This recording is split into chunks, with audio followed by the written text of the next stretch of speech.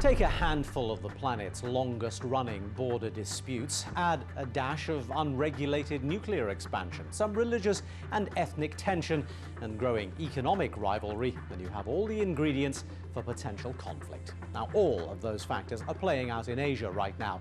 So it's no wonder that some people are worrying about the fact that the major powers in the region have also been on a huge military spending spree.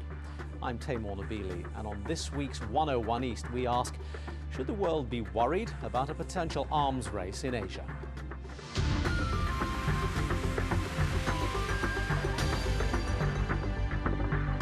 Off the coast of Thailand in February, the United States and its Asian allies flexed their military muscles with a huge war game they call Cobra Gold. It's an annual training exercise designed to keep soldiers and commanders battle-ready. But perhaps its most important function is to make sure that Asian nations can safely play with their high-tech weaponry in an environment of cooperation rather than confrontation, all under the watchful eye of Big Brother, the US. Tony Cheng went to have a look. 7 of the 10 largest armies in the world. The most potent threat from an aggressive nuclear power. Insurgency, terrorism, and instability. Some of the fastest growing armed forces on the globe. Rogue states, totalitarian regimes, and military governments. All of this in the Asia-Pacific region.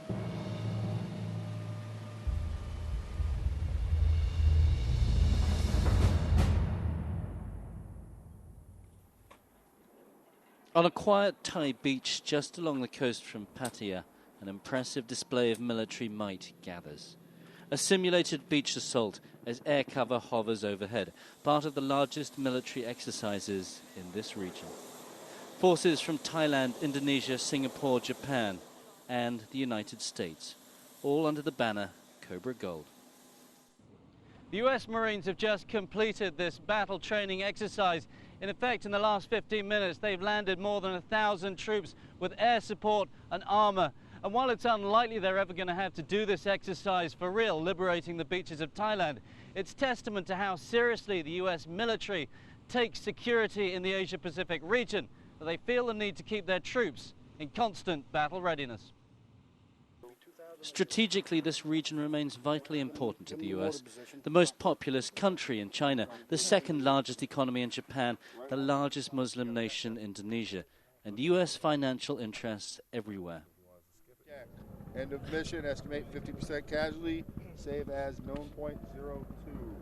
Check. Pacific Command, the division of the US military charged with responsibility for Asia, has a massive presence based in the region, although its commanders are keen to reassure that it's not an aggressive one.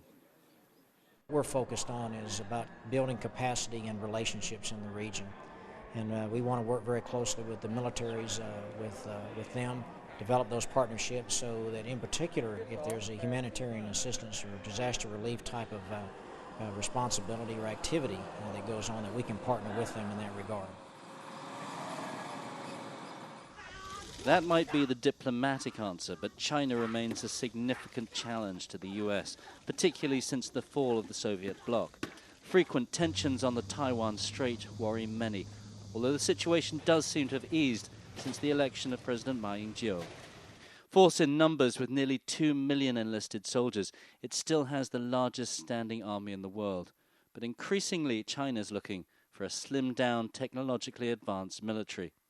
In recent years, military spending has increased at about 17% on developments that the US complains is far from transparent, raising fears of an arms race. Nonetheless, analysts say the Chinese threat is not necessarily one to be feared by the US.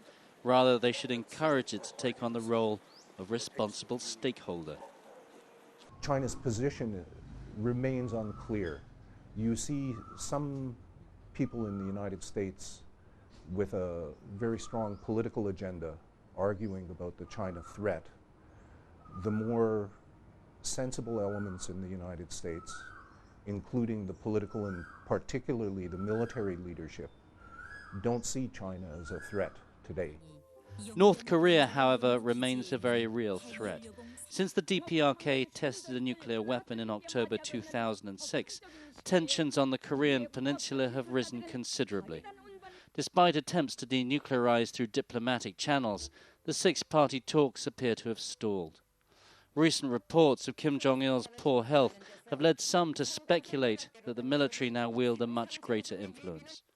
As the new Obama administration extends an olive branch to Pyongyang, North Korea seems to be planning to test a missile that can reach Tokyo and possibly even the western United States. Nonetheless, the DPRK is hampered by a very modern problem. The tough economic times mean that the North Koreans are very short on fuel and have a lot of trouble maintaining stockpiles of fuel. Armies run on fuel. They could make a lot of trouble, but they can't win. And they have to understand that they can't win a war. But it still remains a wild, unpredictable power, sandwiched between three of the most dynamic economies in the world. The joker that could upset the pack. Joining me now to discuss the military situation in Asia are John Pfeffer, a director of the think tank Institute of Policy Studies in the US.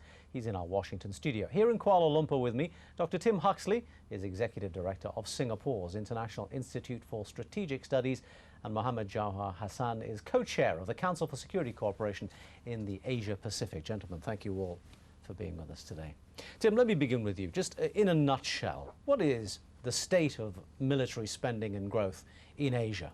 There have been, over the years, gradually some really quite considerable improvements in military capability in this part of the world. More or less across the board, countries have been increasing the reach of their armed forces, their firepower, their ability to deploy forces, and so on. Mohammed, has any of this been out of line or out of step with the economic growth, with the general progress of the nations in other spheres?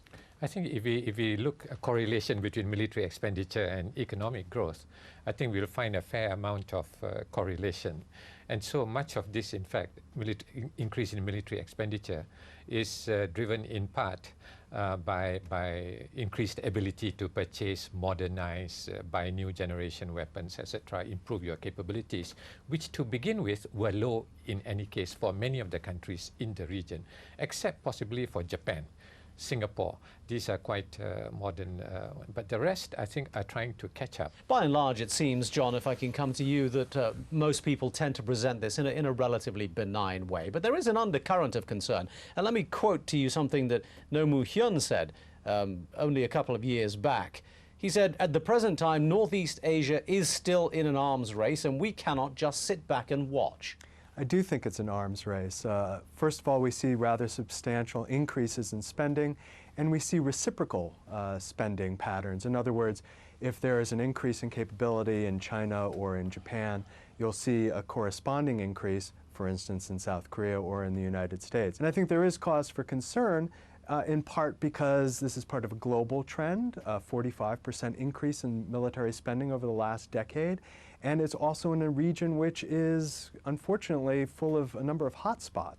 The Cobra efforts that have been going on in Thailand recently, the annual games that they play here, demonstrate that the US is trying in some ways to keep these sides all together and operating cooperatively rather than combatively. But is the US role in this a positive one, and can it continue to be so? I think that in general, the United States has put itself forward as being a benign influence in the region. Unfortunately, if we look a little closer, we see that there are some disturbing patterns. For instance, there is an emerging Cold War, we could say, between the United States and China in the security realm, even if there's a tremendous amount of cooperation economically. We also see that the United States is pressuring its allies to spend more money. A tremendous amount of pressure on Japan. It's also been pressuring South Korea, burden sharing, to share more of the burden of the alliance. So these are some underlying trends that are not so benign that the United States is responsible for. I mentioned No Mu-hyun talking quite boldly there, but in Japan we've also seen some of the lawmakers specifically demanding that they should change their constitution and talking about a much stronger role for military action and military potential in Japan. Is that just politics, or is this an indication of something more worrying? I think the key point about the expansion of Japan's military capability is that as long as that is contained within the close alliance with the United States, that there isn't really a major problem. The problem would be if the United States wasn't maintaining its very crucial balancing role in the region's strategic affairs.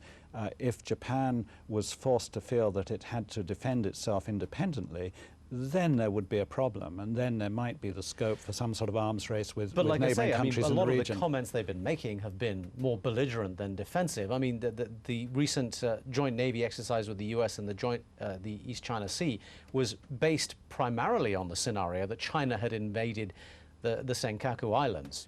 I think that there are some reasons for concern, but this partly depends on what China is doing as well, and I think that to some extent the Japanese do have reasons to be concerned about the long-term strategic balance in the region if China's defense modernization continues on the same trajectory over a matter of decades. We're going to take a short break. When we come back, we'll talk a little bit about soft power in Asian arms in just a couple of minutes. Stay with us.